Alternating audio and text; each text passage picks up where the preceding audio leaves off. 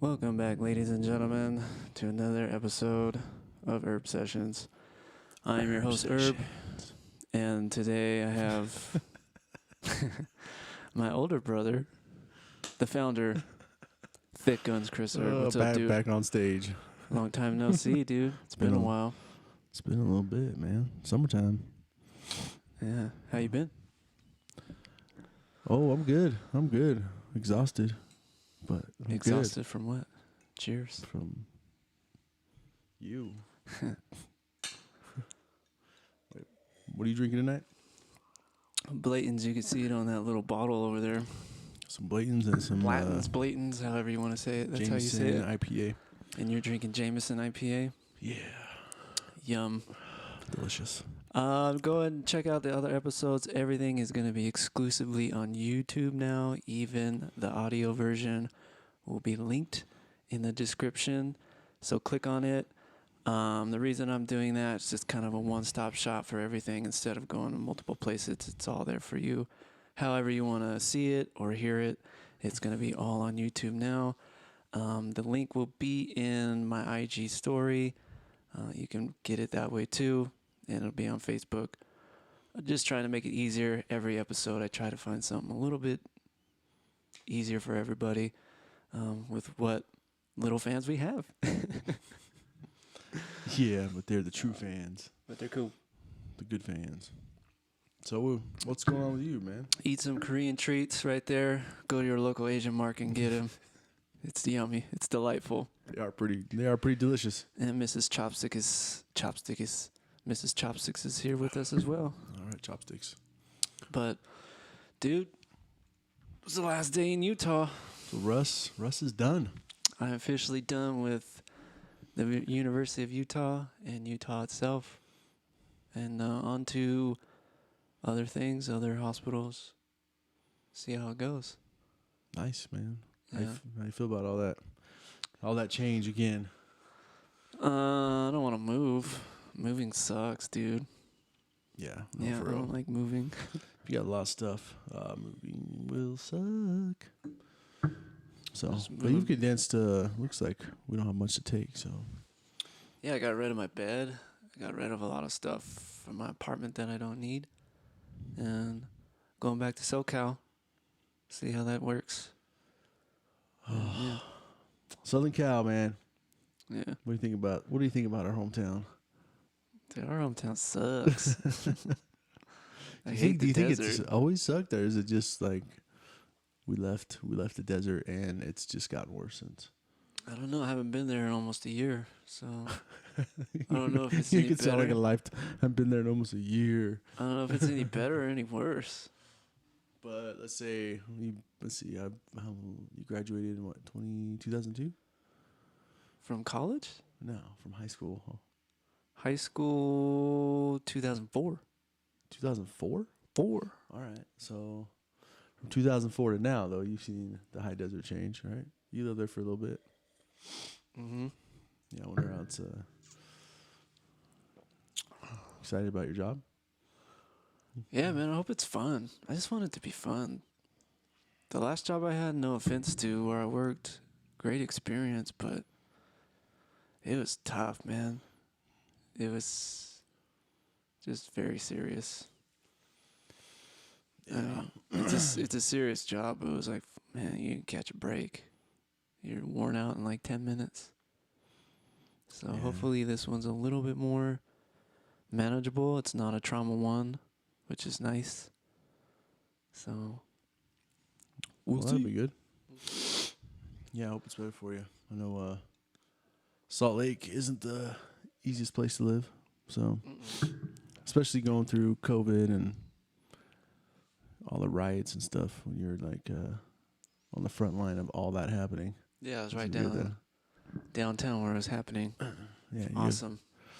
You're the one that gets to handle all of it, and you don't get to have an opinion. You just get to say, okay, who's the next patient, right? Yeah.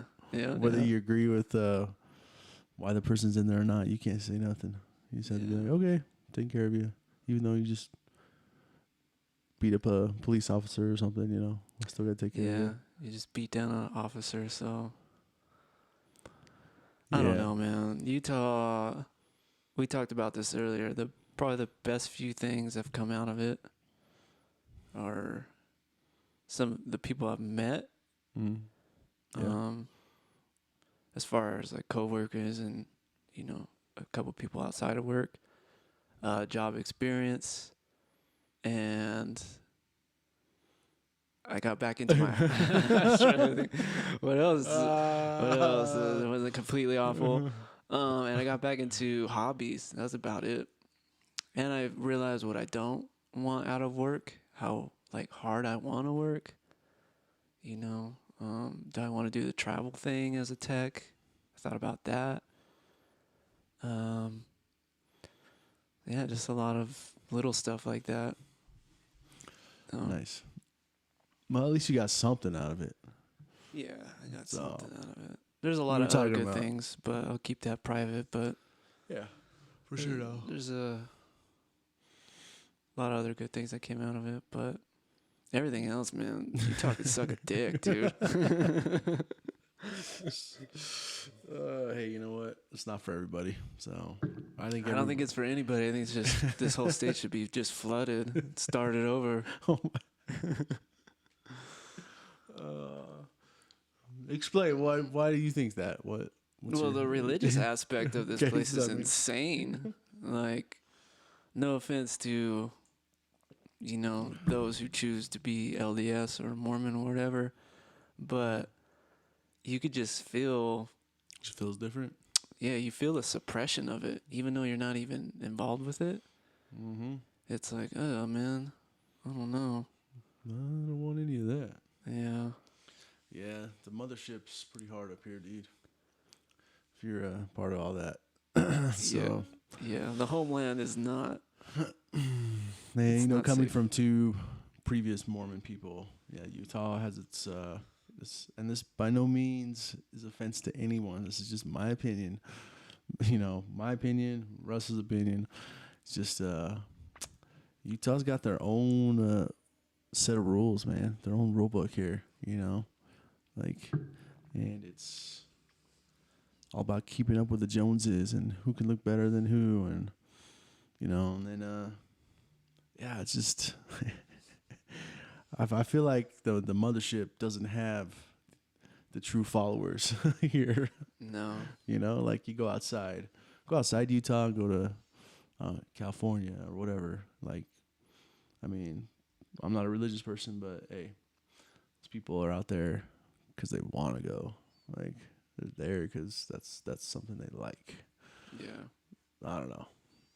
Anyway, let's probably squash that topic. I could talk shit on Mormonism all day because I can, because that was our lives for. It was. We were grown. We were raised that way, so. Yeah. It's just oh man. I don't know. I don't know how they controlled the whole state. It's pretty wild. Yeah, it's pretty interesting. But I'm not gonna miss it. There's gonna be people I'm gonna miss, but I am not gonna miss Utah one bit. So, but how about you, man? I know you got a new job coming. Oh, hey, hold up. We got a question in from. Do you remember James Lyons? Yeah, I know James Lyons. What's up, dude?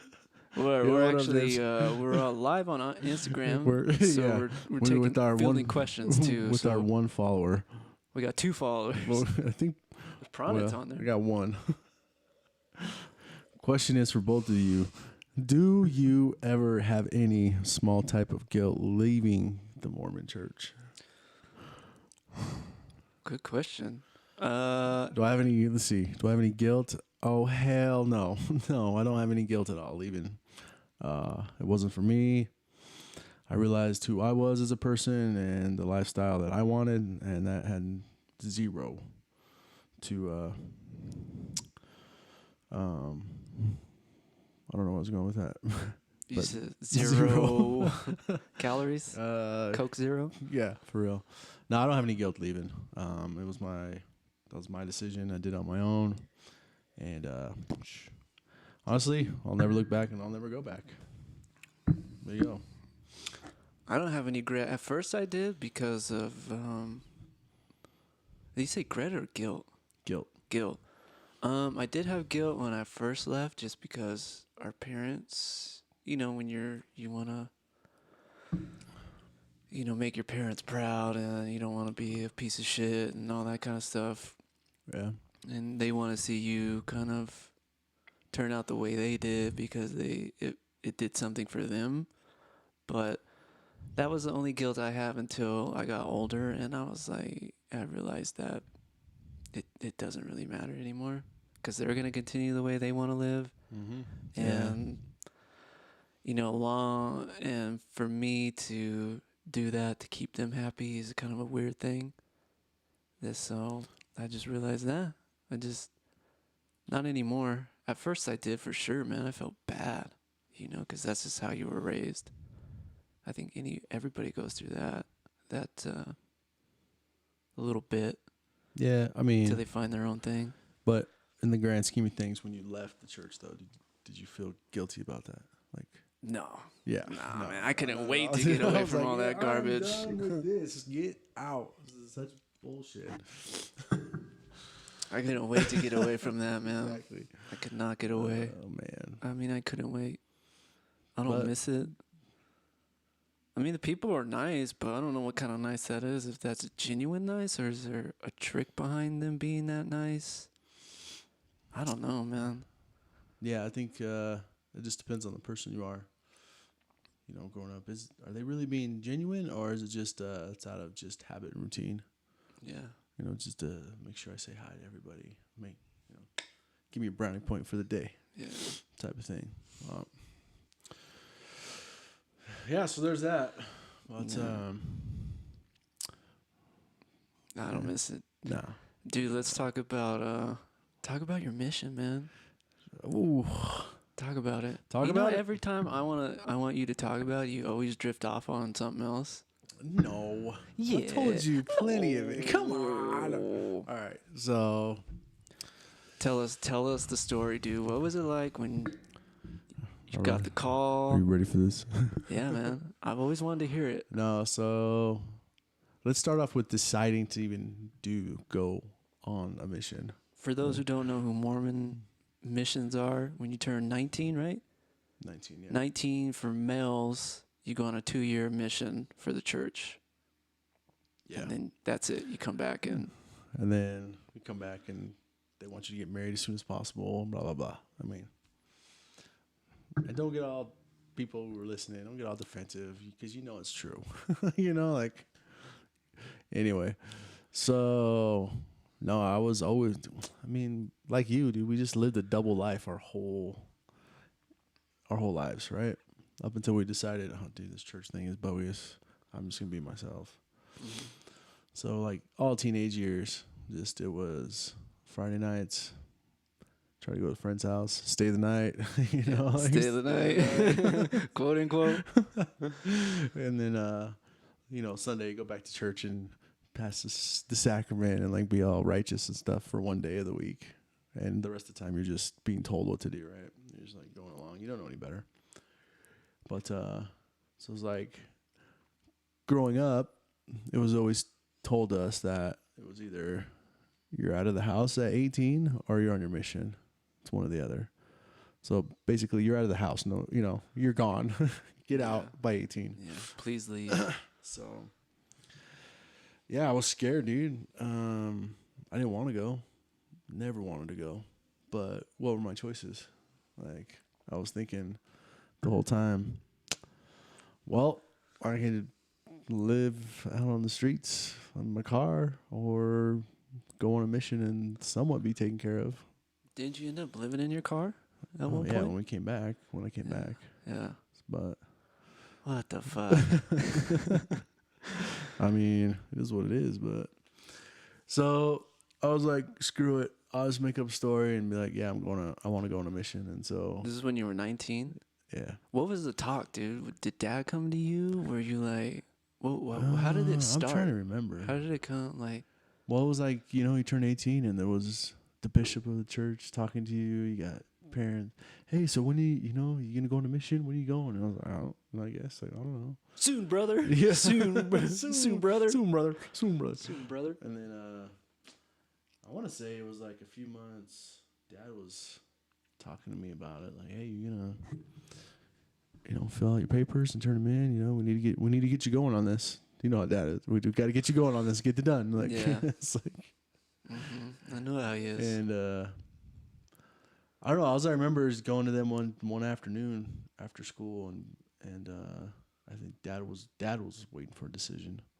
Like, hey, we need a decision so we can either start the process. So we can either kick you out or you make this family proud, Chris. Yeah, exactly. Make this fucking family proud. So we can on tell that all our note, friends. That's exactly how I saw it. It was never about me. It was about how they looked. Of course. So and I'm not taking any of this back either. I think a lot of it's all parents that grow up in the church and then want to teach their kids to go on missions and all that. I don't know. Our parents, it was always about them. It was never about us. So, yeah, I was like, oh, I guess I go. Well, and being the oldest kid, it was like there was this amount of pressure of like, you got to set the example for your two younger brothers. Because if you don't go, then they're not going to want to go. And, I'm like, dude, I'm young and guess stupid, what? man. None of us went. Not because of you, because we were like, this is so dumb. This is so dumb. I just didn't know. I didn't know any better. So, like, what do we do? I mean, I was like, all right, it was either, what are my choices? Live in my car or go to a country and live there. All right. So, yeah, I was like, fuck it. Signed all the papers, turned them in, and I was like, oh, shit, this is actually happening, Oh, man. Oh, fuck. I'm doing it. Oh, no. So, what ends up happening? So I get my mission call, comes in the mail. I don't even, you know what, in all honesty, I don't even remember. Like, I remember it coming in the mail, but I don't remember how. I think we had people come over, like, and I opened it somewhere, but I actually don't remember what we were doing when I opened that piece of mail telling me where I was going. And I'm saying when it said Ecuador, South America, or whatever, I don't even know where I went. South America, Ecuador? No, it's not South America. Yeah, you went to Ecuador. Yeah. So I about shit my pants. I literally was standing there going, what the fuck? You're like, where's Ecuador? Where the fuck is Ecuador? Where's Ecuador? That's in Europe, right? It's Canada? Is it really cool there? Or is it like small part of Canada? Yeah. And I immediately am like, shit. So now I'm stuck in it.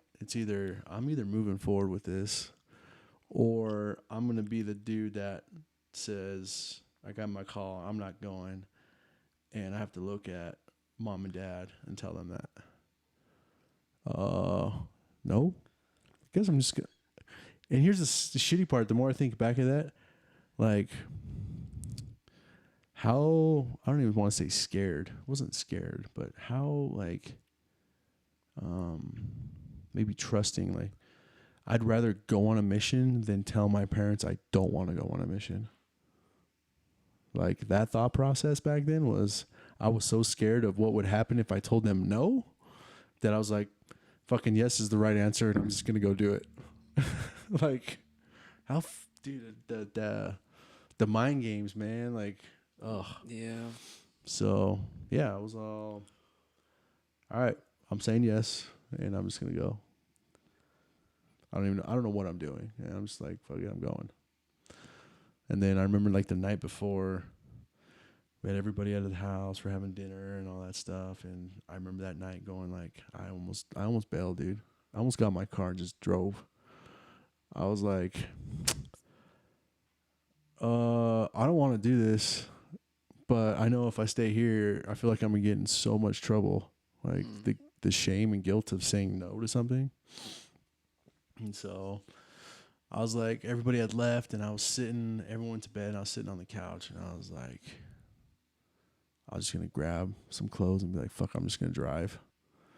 and just disappear.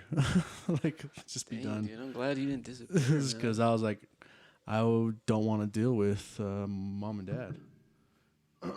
So, we got Josh. What's up, Josh? Telling my parents I wasn't going to Zimbabwe was the worst. See? Oh. So it's not just me.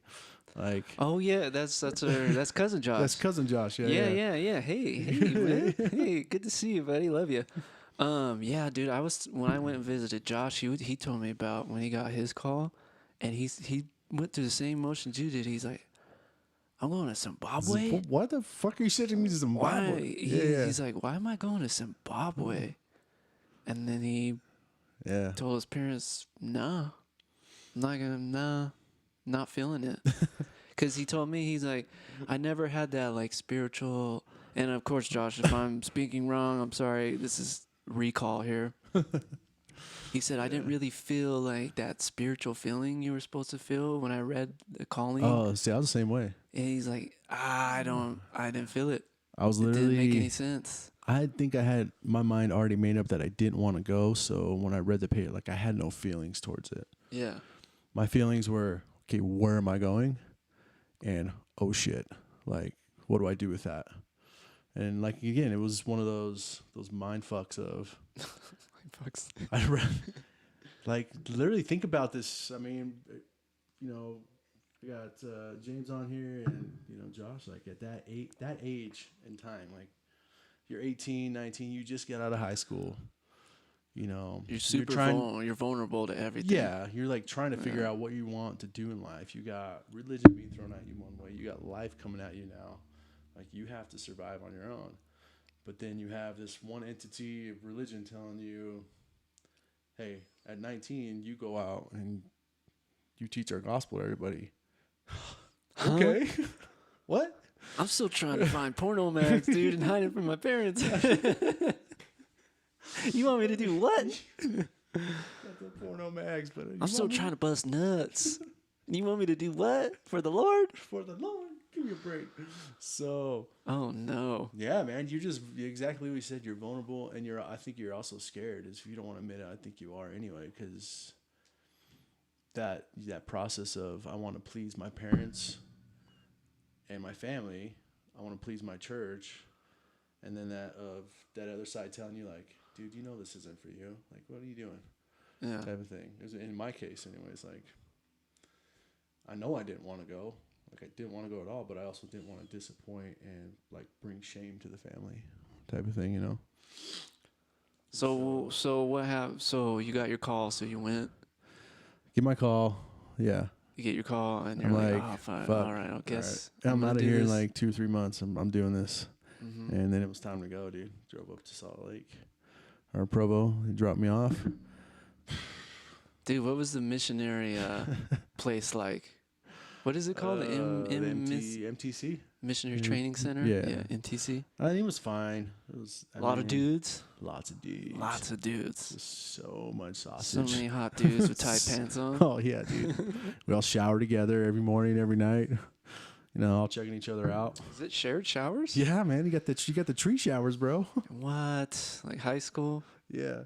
But no one in high school ever, showered. I wonder if there's like some missionaries get there and they realize, like, man, I think I might be attracted to dudes, and they're standing in there, like, you know what I mean? Yeah. I'm pretty sure that's happened. I'm sure. They're like, man, this is heaven. Dude, this is heaven. Look at all these dudes. All these dudes. Ooh. So it was like, yeah, I mean, you got 3 meals, and then the rest of the time, depending on where you're going, like I did Spanish, so I was in class all day long. You know, get a meal, get like maybe an hour. Maybe it was an hour a day, I think. Yeah, so I'm trying to think. It was a long time ago. I know stuff has changed, but yeah, man, I think I put on like 20 pounds while I was there. You just eat like shit, and you're sitting all day in class. Go eat some more shit, come back. What did they feed you?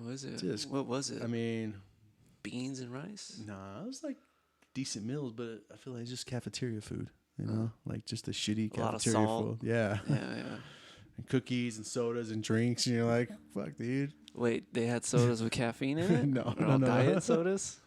I For those who don't know, Mormons don't drink caffeine. Or coffee or anything that's delicious in life. Anything that's great in life, church doesn't want it. Just think of like white people on the blandest diet, and that's what Mormons. All you people on that keto diet. Yeah, it's the keto diet. It's the keto diet for Mormons. So you're an MCT. MTC. Oh, MCT oil. MTC. Sponsored by MCT oil. MTC, I'm there for October, November, and December. 3 months to learn Spanish. Well, get maybe like the gist of it. Let me get some basics. Because so I'm there through like Halloween, Thanksgiving, Christmas, New Year's. I'm fucking sorry. I'm hating life, dude. I'm hating life. Because I'm like, I'm here. Remember we talked about don't saying sorry? Stop saying sorry so much. Don't say sorry. And yeah, dude, I was in there for all the like major holidays. I get down to Ecuador. So we all leave the MTC, get on a flight, go down to Ecuador January 1st. And I remember getting there, and it was like the middle of the day. Get off the plane and just like, get hit with like 110 degrees and 100% humidity, and I'm like, just kill me now, dude. The minute I walked off that plane, I was like, I just made the biggest mistake of my life right now coming here. I did. I got off the plane. That was the first thing I thought. I was like, you idiot.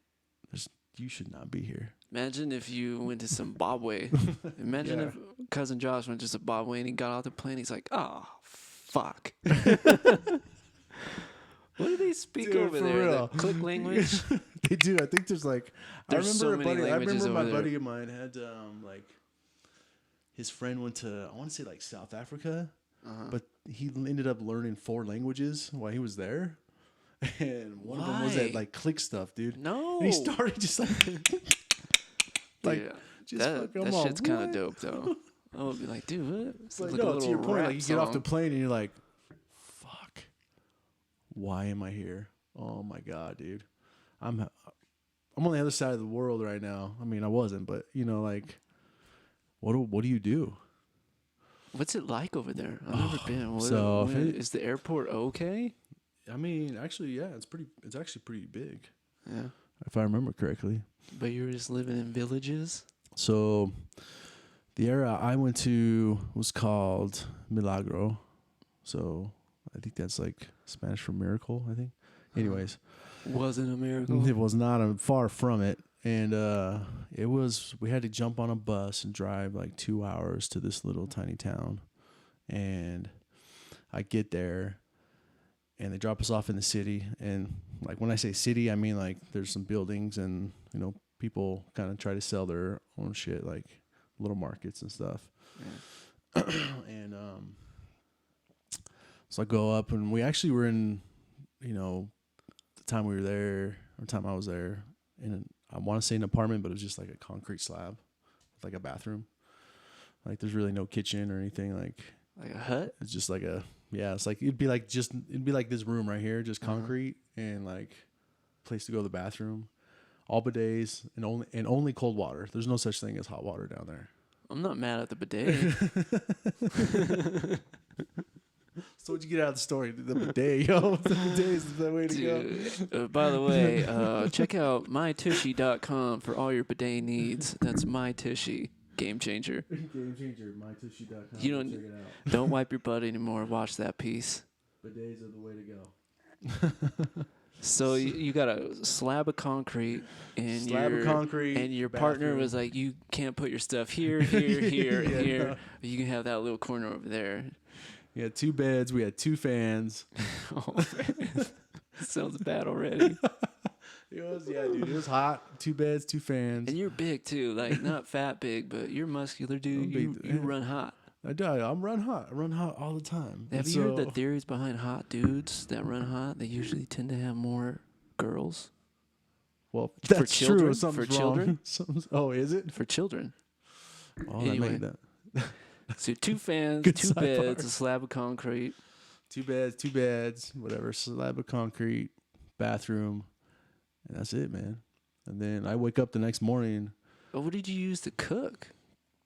Was it a little Coleman stove? Yeah, I think with so. With a little gas thing? Yeah. That's it, huh? Yeah.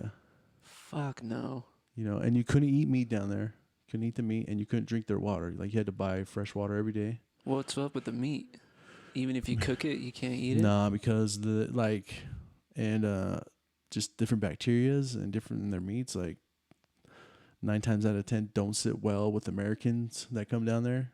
Oh yeah, because American stomachs are weak as, you know, because their hell. bodies, that's what they've adapted to, and they know, like, they can process it. But someone coming into a third world country and trying to eat like some pig that's they've raised, you know, in the mud farm behind their house, you know, that has who knows what. Yeah. You know, like, no, they don't want you to eat meat. So what did you eat? So it's just basically rice and beans, dude. Just fucking rice and beans. For months. I'm not mad at the rice, but the beans, it was like that rice and beans and bread. Like, you go to the bread store in the morning, like the pawn store in the morning, and like I'd get like cinnamon, just whatever flavored bread I could find, and would have like bread. Like, dude, I gain like 20, 25 pounds MTC.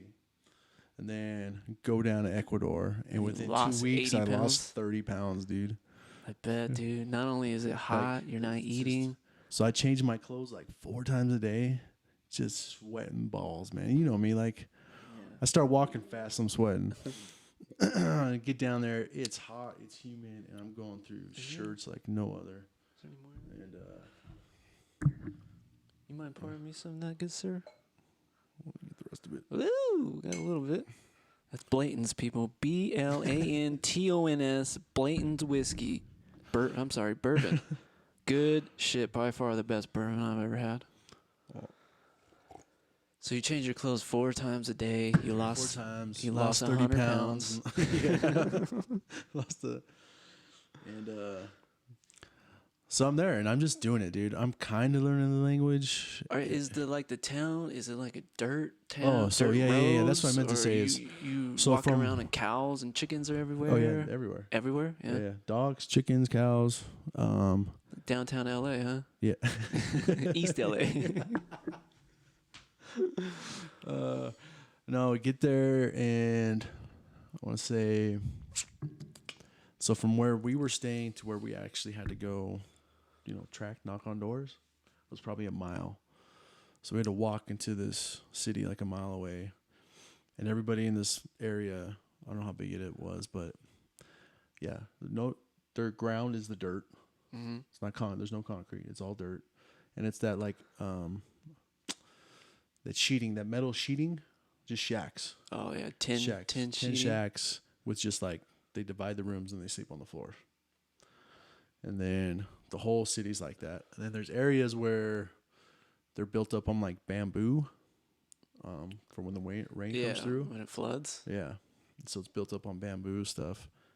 But again, all on the floor with a blanket. You know, no heat, no air conditioning, just fucking. That's how they do it, man. Dude, why the leaders of the church are living in their $1 million homes? Yeah, right. Exactly. Here I am, and you're in the middle of nowhere. Third world country, living in. Yeah, it was just. Dude, what makes you think those dudes, those leaders, give a fuck about you, dude? Did you ever think about that? No offense to them, but were you ever like, these they don't give a fuck? Why would they put me here? Yeah, that crossed my mind a few times. Like, why the hell am I here? Yeah. Why would they send me here? You know. And again, like, I was always like just that what do you call it? Like the pleaser. So I didn't want to disappoint, dude. I don't want to be seen as a failure. And so I just got up every morning and fucking just went through the routine. So there was a rule. I think there's a rule for everywhere, is that you have to be in by 10. Down there, you had to be in like, as soon as the sun went down, you had to go home. How come? And they would tell you, because you would either get robbed, or there was a huge drug house in the area, like, that you had to be in the house and not on the streets, because they Would just you wake up late and be like, "I only got like an hour to kill, man"? Hey, excuse me, I'm gonna go grab something real quick. I'll be right back. Well, it looks like we can't go out. So I had 2 guys that were in my area that got robbed for their shoes. So you just never carried money around. You just some days just you never knew. But yeah, dude, third world country. So this whole time, I will say, I was trying to build like this elaborate plan in my mind of how the fuck can I get home. Yeah. Like that was as soon as I got off the plane was, oh Lord. Well, Lord, I'm gonna have to check out on this one. This is a mistake. Oops. Like no. And I like started already going, how do I get home? Like, what can I do to get home? And yeah, I just started coming up with stories in my head and like, all right, yeah, I can make that work. Like, but I also had to feel out like how much of an elaborate story do I have to tell in order for me to get home, and not just, hey, you need to repent, go, go ask for forgiveness or something. Can't take this, the sacrament for a couple months. No, it had to be like something bad enough, but okay enough to get me home, like enough to be like, we got to send you home, type of thing. And yeah, literally what I did was come up with this story. What was the story you came up with? What was the like final? I got it. Like we have hold on. Let me see who's watching. We have to send you home. Is there anybody asking anything over there? No, they're all just throwing what's ups. Yeah, just throwing what's up. No, it looks like I didn't know James went down there. Sounds like he went to Zimbabwe. Did you go to Zimbabwe? Oh no, man, he went to Zimbabwe, huh? God, that's crazy. I was reading like this Mormon recovery site, and this dude got a mission call, and it was 2 blocks away from his house. Oh shit! Yeah, dude. And then they resent it, and then they sent him somewhere else. They're like, wait a minute, I thought this came from the Lord and all this garbage. Oh, exactly. Yeah, man. They just someone told me they just put your name up on like a big screen, and they all kind of like, well, where should we send him? Like, where do we need missionaries, type of thing. And then I'm sure. Just kind of like close your eyes and point. But what was my story? 2 blocks away. Well, like I said, yeah, it was a lot of it had to do finally with, got you out of there. Like it had to do with a lot of sexual activity. Like, oh, I didn't repent for with other dudes, sleeping around with dudes. Nail biter. Plot change. See, James went to South Africa. All right. So, yeah, dude. Nice work, bro. I tip my hat to you. I'm like, nah, I'm out. I'm out. Peace out. Going to South Africa. Yeah, I just had to do with like, oh, I slept around too much, and so before that, like I was like, I don't have the spirit. Like, I don't have the spirit. I can't like teach. I'm just going through the motions. And like, it came down to like why.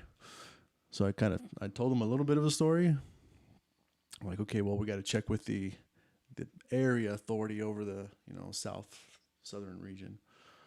So I get a call back, and they call me in, and they're like, well, there's this, I think if you just repent and blah blah blah, we'll have it taken care of. And I was like, oh no, there's more to this story. It's like, no. So there's more to this story. I tell him a little bit more of a elaborate story, and what'd you tell him? Just like, hey, I had, I might have a girl back home. She's pregnant. Kind of relationships, pregnant. I don't like. Just whatever you can. Yeah, it worked. It worked. Yeah. I get the mission president looks at me and he's just like, all right, well, given this information, I'll have to get, like, I need to go present it to someone else, and we need to talk about it, and we'll go from there. Next day, get a call. Hey, you're scheduled to go home tonight at 7:00.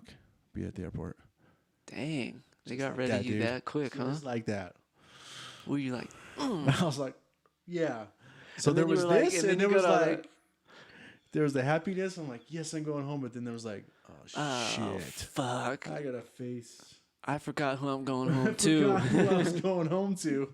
Exactly. Choose the most crazy sons of bitches. I was like, oh no. So the whole flight home, man, I'm sitting next to the window. I remember this going, fuck. Like, You know what's crazy, man?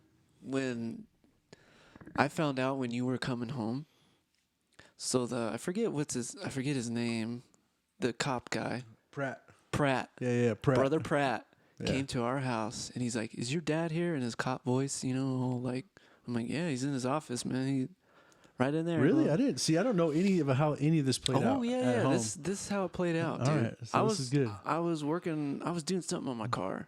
I was like cleaning it or something, and he showed up. I was like, "What's this guy doing here?"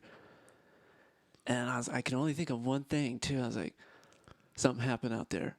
something happened. Something out there. had to do with Chris." He's like, so in his asshole cop voice, goes in, talks to Dad, leaves. Dad walks out, just Like devastated. like, devastated, just fucking distraught, just Jesus. devastated. He's just like went in the house, talked to Mom. I was like, what is going on? What happened with Chris? Like, you wouldn't tell us. And then like Kevin came home, and like later on that night they told him like your brother's coming home.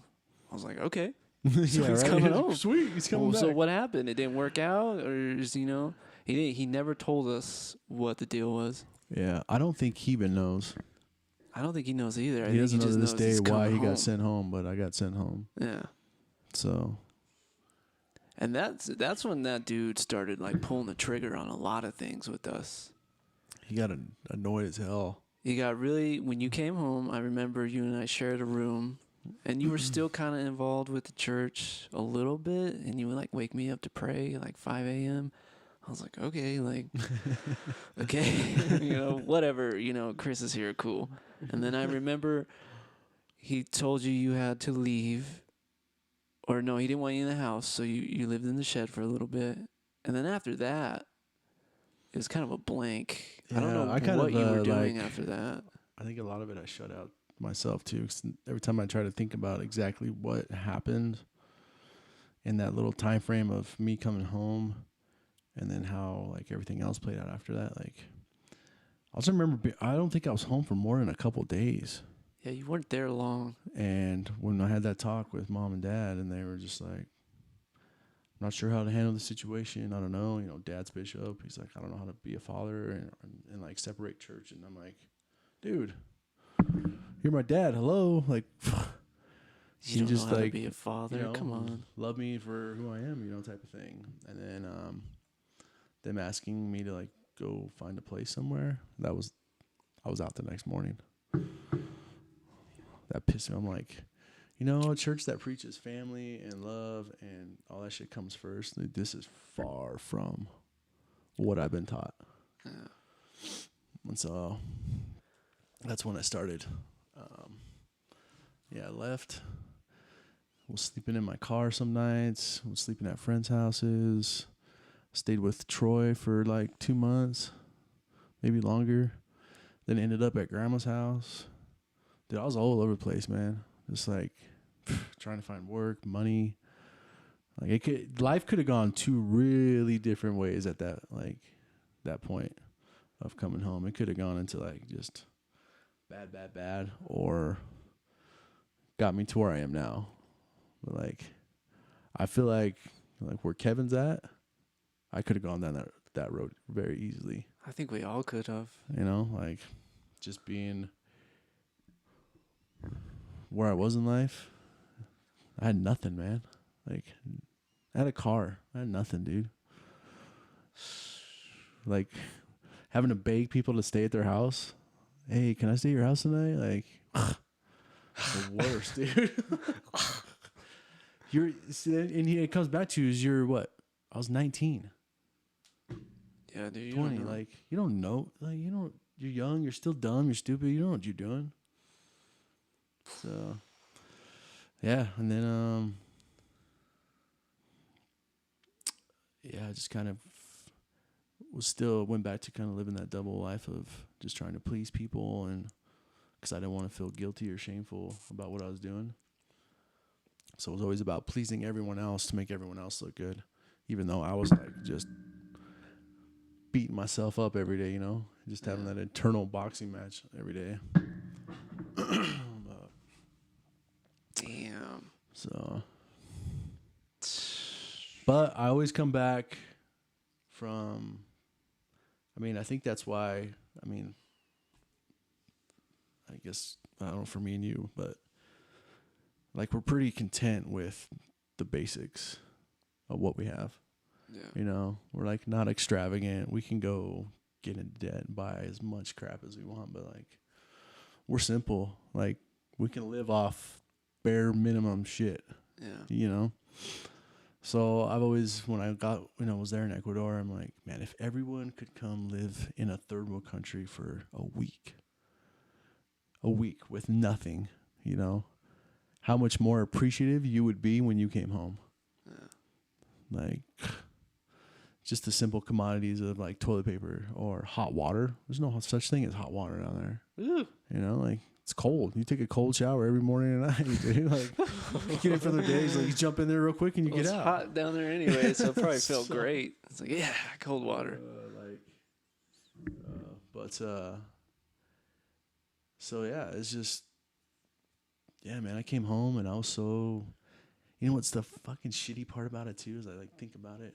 Like I came home from that, I'd be living in my car, sleeping wherever. But then when mom and dad would want to go out of town for the weekend, they would be like, hey, we're going out of town. Do you want to come stay at our house and watch it for us? It's weird. Like, what the are you kidding me? I'm not even living in my car, but you're going to go on a 3-day vacation. If you want to stay at the house, come stay at the house. They would do that to Kevin when I would visit.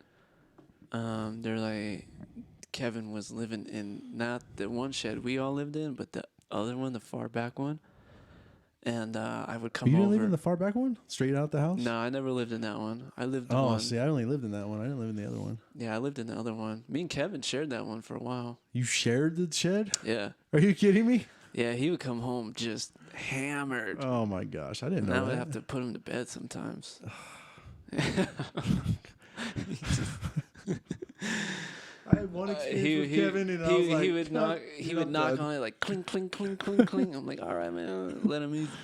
Hey, fool. And I would put him to bed, and I didn't mind because I'm glad that he made it home okay. To whatever that home was. Yeah. But no, I never lived in the far straight one. Yeah, that's the only one I lived in. And but he lived there. I forgot where I was living, and I came by to visit. But Mom, they did the same thing to him. They're like, you could stay in here. And for some reason, Grandpa Erbe left his truck there. And they went out of town. I think they went to Hawaii, and he stayed there for like the week. And I came over just to see him. And he's like, yeah, man, I've been driving Grandpa's truck around. He didn't care, dude. Oh, man. He's so funny. He'd be like, yeah, the rule's okay, yeah. And he would do the complete opposite. He took that fool's truck around, did all kinds of funny shit. That's Kevin, man. Wait, okay, go ahead and tell me what you want me to do. I'm going to do the complete opposite of what you want me to do. Everything. Complete opposite. Yeah. But he always did what he wanted to do. He did. Oh, that kid, man. He's a wild motherfucker, man. I couldn't do it. I thought I was wild. That fool took it another level, dude. No, man. He's on a whole nother level. Kevin's on a whole nother level. But I respect it. Like, yeah, that's I feel bad, but that's what he wants to do. Yeah. What's that line in Anger Management? I feel bad. I raped a retarded girl, but I don't know. Sorry. Jack Nicholson's like, what? What? Just kidding. Like, it was rough, dude. I'm not gonna lie. I hated everybody, man. I hated everybody when I came home. Like, just have to walk in the church doors because I was trying to still please mom and dad. Like, oh yeah, I'll go back out on my mission. And I'm like, there's no fucking way I'm going back out there, And so would walk in the church doors, and all it was just like, so you walk in the door and like, I feel like everybody's heads just turned towards you, and it was like took what felt like should take 10 seconds to get to a seat felt like fucking an hour. Like, because all these eyes are It's just like oh, end, who walked through the door? Oh! It's like that one part at the end of Wedding Crashers where what's his name? One of the Wilson brothers. Owen Wilson, yeah. He's seeing Vince Vaughn get married, and he shuts the door. It's like clunk, clunk, clunk. And he turns around, and everybody's... Exactly. Walking on a Sunday just because, you know, and no one really, no one knows why you're there. You have the ones that want to respect it. But, everyone's question is, why did he get sent home? Why is he home? Everyone wants to know what you did wrong. Not what you might have did right, but everybody wants to know, holy shit, you came early. What did you do wrong? But that's what's weird. You didn't do anything wrong. I didn't do anything wrong. It's just like, this isn't for me. It's like people who join the military, like, ooh, this isn't for me. Yeah. And they find a way out. Even if it's like dishonorably, which you don't want because that follows you. But, yeah, dude. I heard this good quote, like, I heard it on, what's that show on Netflix? With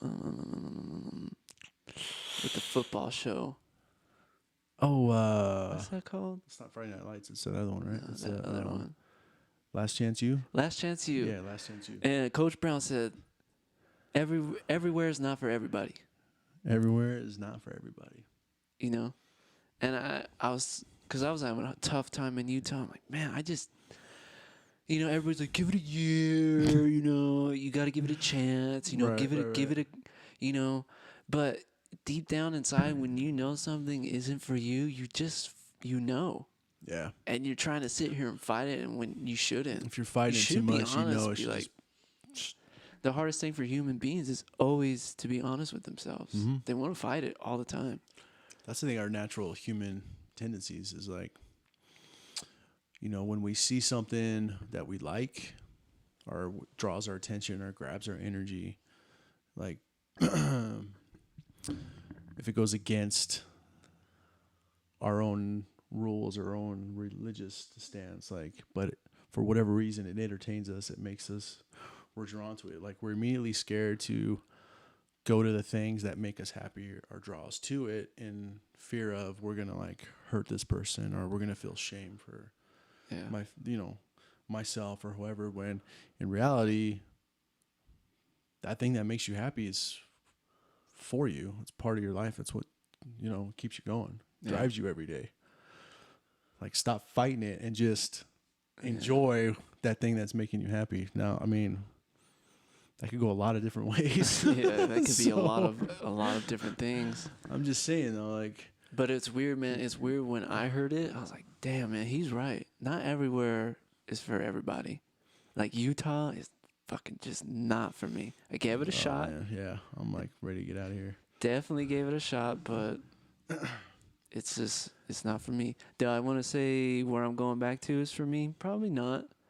But I already know that. Yeah.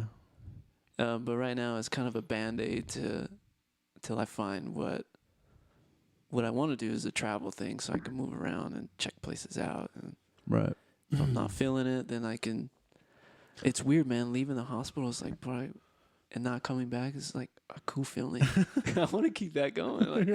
How do I drive that? Get that high. Knowing that there's an end is that's kind of refreshing. Like, it's gonna. Well, it's there's for everybody. And there's people who get trapped in there for years. Oh, we all do. Oh, dude, yeah, I was trapped in the hospital setting for 10 years. I mean, changing subjects here, but we do. I think humans, I don't know, dude. I've done a lot of self-work in the last few years and learned a lot of stuff. So it's like humans are drawn to, we love our job. We're content. We make good money. We have a great schedule, and I'm fine. I don't want to take that chance of ruining everything I have, or trying something new, because I have the schedule I want. I mean, I could always make more money, blah, blah, blah. And there's always reasons, right?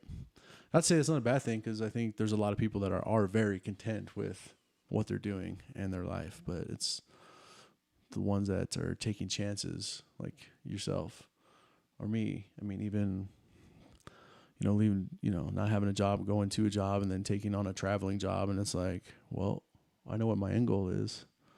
I got to stop being afraid of life. Yeah. Because life isn't going to give me anything. I got to go out and get it. So when you, kudos to those that are like super content, because I wish I could get in that mind state of like, I'm just, you know what? I'm good with my hours. I'm good with my money. I'm, it's flexible, blah, blah, blah. Hell yeah. I hope someday I get there. Like, I'm like super just Me too. happy with. I don't want to keep like jumping around, but in order to find what you're looking for, you got to jump around. Jump around. But yeah, you gotta keep trying things out till you find what you're looking for. Yeah, otherwise you're just gonna, I don't know. I trust me, man. I've seen some people who've been places for too long and they're just miserable, dude. I don't want to be like that. No. I want work to be fun. Like, I went to school for a long time to be miserable. Doesn't make any sense. It doesn't. You know what I mean? It doesn't make sense. I for put anybody. in all that hard work, spent all that money to be miserable. Doesn't make any sense. Yeah. So might as well do it while I'm young, while I'm energetic, and have the means to do it. You might as well jump around a little bit till you find what you are content with. But dang, dude. We got you fielding some questions? no. I got like this comment. James is like, I love this. This is helping me. # ex-Mormon therapy. Got you, bro. Wow, we're here all day. I've always wanted to hear it, man, because I've always got bits and pieces of what you went through. I mean, you went through all that. You ended up being homeless. Parents who, I think they love us. I'm sure they do in a weird way, but yeah, it's. I don't know. You just, I will say this: if you don't ever, one thing I've known now, like at my this age and time, is like you always question, like if you're questioning something about what you're doing in life, like especially religion wise, like is this for me or is I'm just being fed some crap that I've grown up with? Like you got to make a decision for yourself, and there's no right or wrong answer to that. Like you're into religion, dude, kudos to you. That's your thing. That's not for me, but also don't come over here and be like, yo, you should come to my church, and because we have the best shit over here, the best coffee in the morning, Yeah, we got the dopest fucking caffeine coffee. Dude, strongest you can get. I'm not part of that. I don't want to be part of it. Just and leave me alone. I respect you, you respect me, type of thing. But yeah, it was rough, dude. I'm not gonna lie, man. There's plenty of times I've contemplated just ending it because I was like, I bet. What the fuck am I doing here, dude? No one loves me. Like, yeah, especially when your own parents. Like, I can't I'm even come not here home. to shit on my parents by any means. This is just truly what happened. This is just, I'm not like, came home, kicked out, lived with friends. Like, this isn't a made up story. This is what really happened. And so for me, it was like, my parents don't love me. They're just like, why do you come home? Like, everybody in the church hates them. Not me. They hate them. It's their fault, But what about me? Like, here I am over just a little pawn in the game over here of life. Like, okay, you sit here while everyone else is going to be the victim in the story. Yeah. Like just playing that victim role. Like, man. Yeah. And you know what? Then, long story short, like I continued,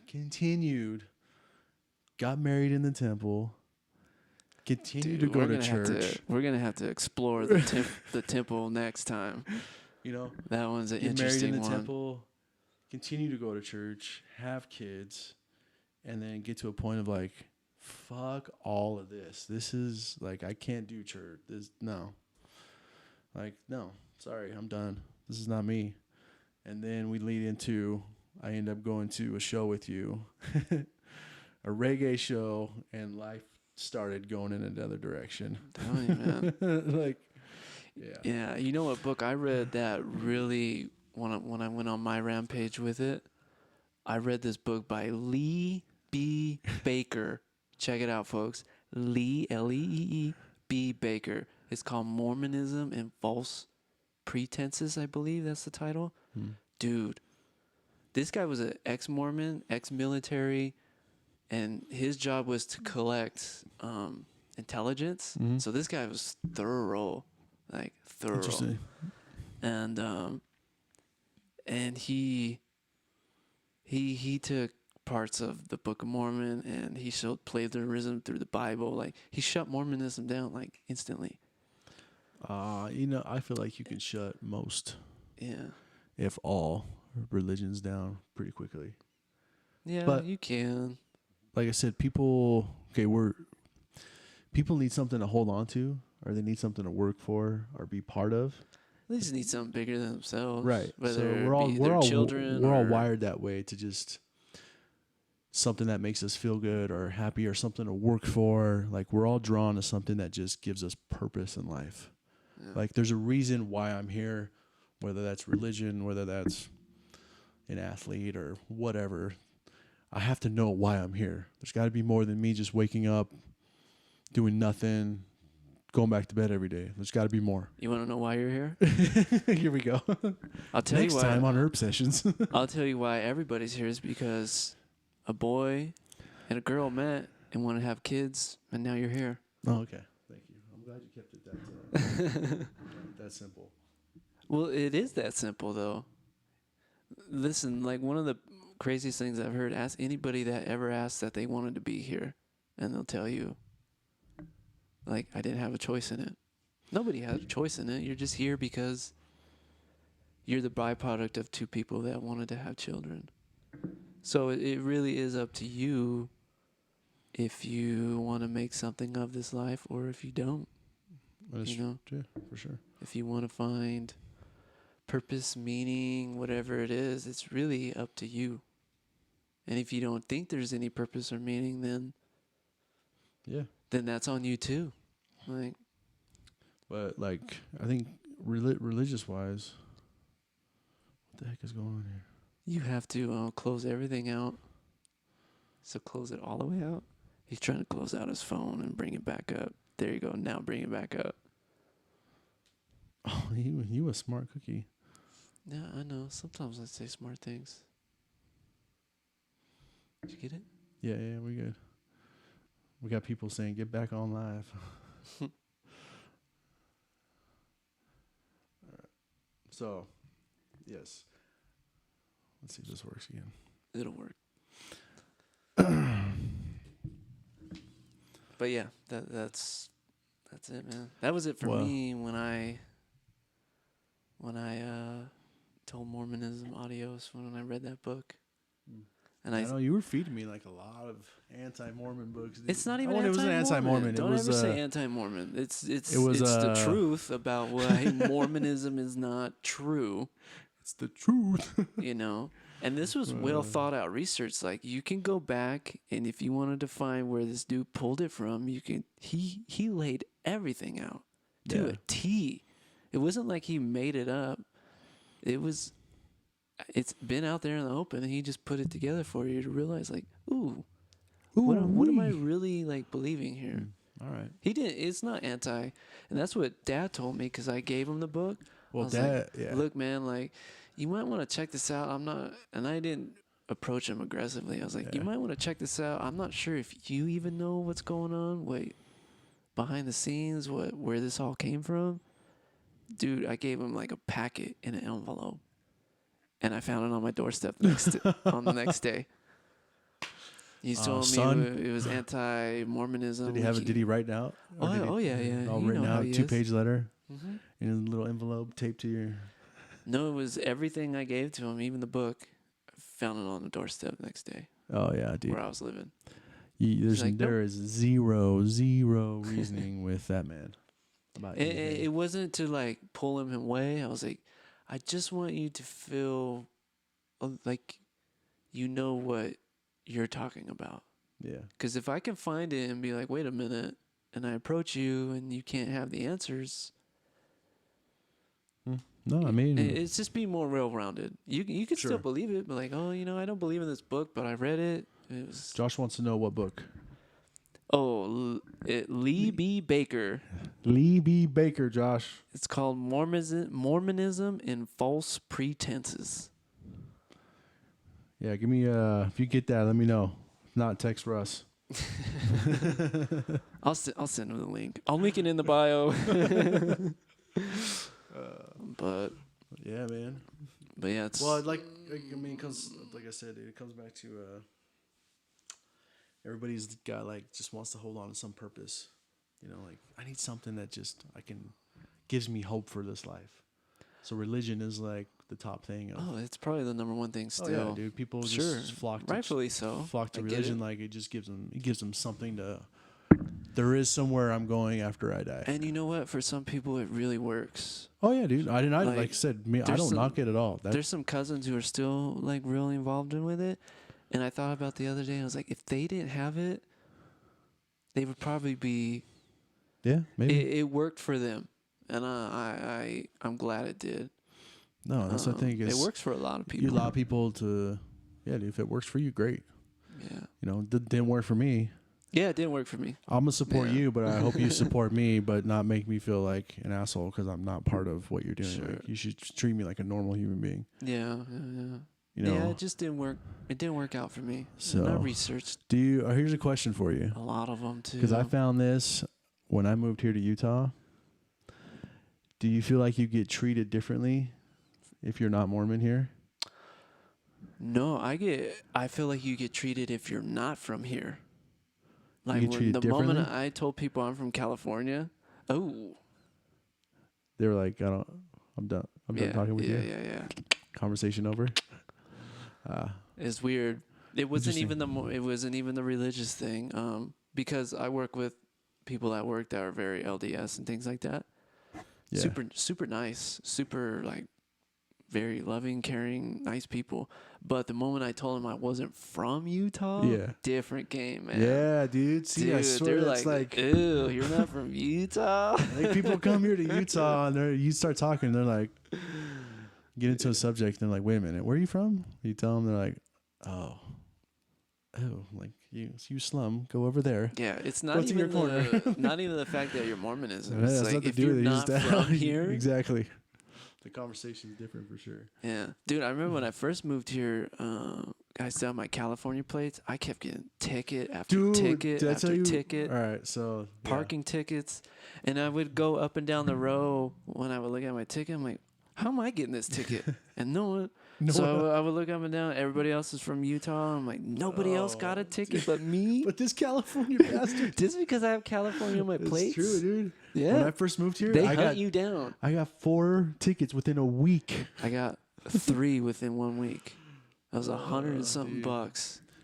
I got pulled over 4 times, and it was all for California plates. You don't have mud flaps on your truck. I'm like, I don't need mud flaps on my truck. Mud flaps. 5 miles over the speed limit. Oh, hey, your front tail lights or front headlights out. It was like every time I turned a corner, it was like. I got a ticket for parking too close to where you pull out of a driveway. I was too close by the driveway. Was in? I had to be 15 inches, and I was too close. I got that. You should have took a tape measure out, dude. I got that ticket. Who gets that ticket? I was like, what the? For parking too close to a driveway entrance? I wasn't blocking it. I was right on the money. Yeah, Utah's different, man. Utah's a stupid state. The state is definitely different. It has its quirky things about it for sure.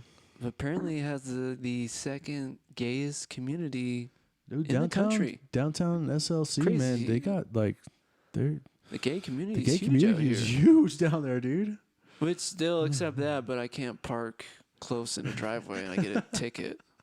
Doesn't make any sense. Dude, that's 2 totally different things, man. It's weird, man. I don't get that. Hey, look who decided to join. Solis, you still there? Who's that? Jacob Solis? Looks like it. This is Jay Solis. He says hello like an old man. Hello. Hello. How do you say hello in an old man voice? Hello. Hello. But. And then we got Cousin Josh said Lee B. Baker got it. You'll find it, man. He's the only guy. Mormons, they like to give their whole name. Josh is asking, did you read Rough Stone Rolling? No, I haven't read that one. Asshole. You know who brought a lot of my research up to was cousin Brandon. Oh yeah, I know. I think his wife was on here a minute ago. Cousin Brandon, man, that guy, he's like, he's got some. That guy knows everything about everything. Yeah, Josh, Brandon, and Candace, they're smart. Some pretty smart people. They're so smart. Josh is a physicist. Brandon's just stupid smart. That makes sense. He's so smart, and Candace is just smart. Yeah, they're smart. And married a football player, so she's smart there too. And well, he's a master's. They got he's smart too. I think that's where all the smart genes went, was to that family. I think so. Screw you guys. No, they're the best. They're the best cousins you can ask for. Oh shit, we got. Looks like who else is on here? We got Smith. What up, Steve? Steve Smith. We got Jacob on there. Jacob says he's coming. What does that mean? You're coming through soon? I'm not sure. Coming back to California, if that makes sense. Russ come back to Cali. And then love Bryce Canyon. Yeah, dude, Bryce is dope, man. Love Bryce. Yeah. So that's the thing about Utah. The outdoors, wildlife is great, but everything else can suck a fat turd. There's no okay, so it's just, I think it depends on where you're at though. It can suck a fat Salt turd. Lake City's got downtown life. No, it doesn't. Does it? There's plenty of bars down there, dude. Dude, I lived here for a year. There's nothing going on. Well, it's because you've been fucking stuck in COVID time, so there's nothing going on downtown. Don't it sounds move like here thinking like you're, hey, Salt Lake downtown. There's nothing going on, dude. I lived here. I know. Okay, Have you lived here? So I'm just saying. All right. So you got Salt Lake. You got St. George, where I'm at, where I live. There's no nightlife. Zero nightlife. But you have everything, anything and everything outdoors. You can do whatever you want. I mean, you got hiking, mountain biking, boating, skiing, snowing. I mean, dude, it's such an outdoor community. Snowshoeing. Yeah, they got snowing. They got snowing, icing. If you're one of those adventurous people, like outdoors is my thing, that's my jam, Utah is for you. Absolutely. Absolutely. Everything else, if you're into music, art, free spirit, gay rights, liberal shit, Utah ain't for you. Yeah. LA would be for you. When it comes to music, freedom, it's like stuff like that. Fashion, it's just not, stuff like, it's just not here. If you want to get outside, Utah's a place to go. But if you're looking for downtown or nightlife, you're not going to get much of it. No, not here. If you like cold, and if you like expensive drinks, move to Utah. If you like this Four Seasons, Utah is great. But if you like also breathing bad air for the rest of your life, Utah is for you. Check out inversion. Google inversion. I'm sure Utah will pop up. Salt Lake will be number one on the list. That's why everyone has lung cancer out here as well as COVID, because the Utah air is horrendously bad. Oh my God, dude, it's horrible. Probably the worst. I believe it's the worst air quality in the country, from what I was told. Yeah. No, I don't know how true it is in the wintertime. Utah is the worst air quality in the country. So it explains why they have a Huntsman. It's called the Huntsman Cancer Institution, because there's poison in the air. So be mindful of that if you choose to live here. All right, hold on. Let's take a couple more, and then we'll wrap it up. Let me go through this, and then we'll call it quits here. The reason I want to wrap it up because. So Steve wants to know, did you guys match on purpose? You know what? Until you said that. We are matching. No, I didn't realize that. I didn't realize that either. Not on purpose. Just happened. It just happened. Russ is so hot. No homo. Who said that? Jacob. It's true. Russ is a good looking dude. Yeah, he's all right. Oh, good question. Steve says, where do I get good whiskey in Utah? I know. Go to the main distribution center of Department. What is it called? What's the department? Well, I think it depends on where you're at, though, because there's if you're in Salt Lake City, downtown, go to the where everything comes in, the distribution center of Department of Alcohol and Control. I think it's DAC. Is that what it is? Yeah. Something like yeah. that. They have a main building, a main hub, and you can go in there and you can get anything your heart desires. So check that out. That's where you would go. Don't go to the state liquor stores because they all suck here. So yeah, it's steep to that point. Like,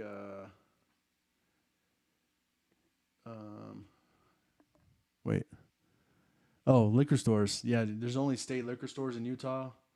So there's pretty much, to what you said. So nowhere. There's not like good places to go. If you're up in Park City, definitely recommend going to the High West Whiskey Distillery. It's okay, Super whiskey. Dope. It's all right. right. I mean, It's do all the right. whiskey tasting test. Awesome. But state liquor stores and alcohol in Utah just suck. So you're not going to find like the greatest of the greatest stuff here. Let's do one more and we'll wrap it on up. So you two should be on the cover of Sexiest Men Alive. Thick and Thin magazine. The crispy cover. The crispy cover. Shit. Well, all right, well, we're gonna wrap it up. Yeah. So Lee says, ask anything. We're taking one more question. What you got? Cool Ranch or nacho cheese? Doritos? So Lee, hey, you booze, you lose, fellas. You're right. Absolutely. Drink responsibly. Drink responsibly. I don't always drink, but when I do, Dos Equis. No. No. All right, yo, we're out. Thanks for tuning in. See you next time. Until next time, enjoy. And, dude, what song have you been listening to? What's been on your mind? I always like to leave with a piece of music. I've been listening to Cascade Chains, man. Check it out, folks. Cascade. Chains. Song is called Chains. I'll link it. And thanks for listening. As always, thanks for listening. This is Erbe. Out.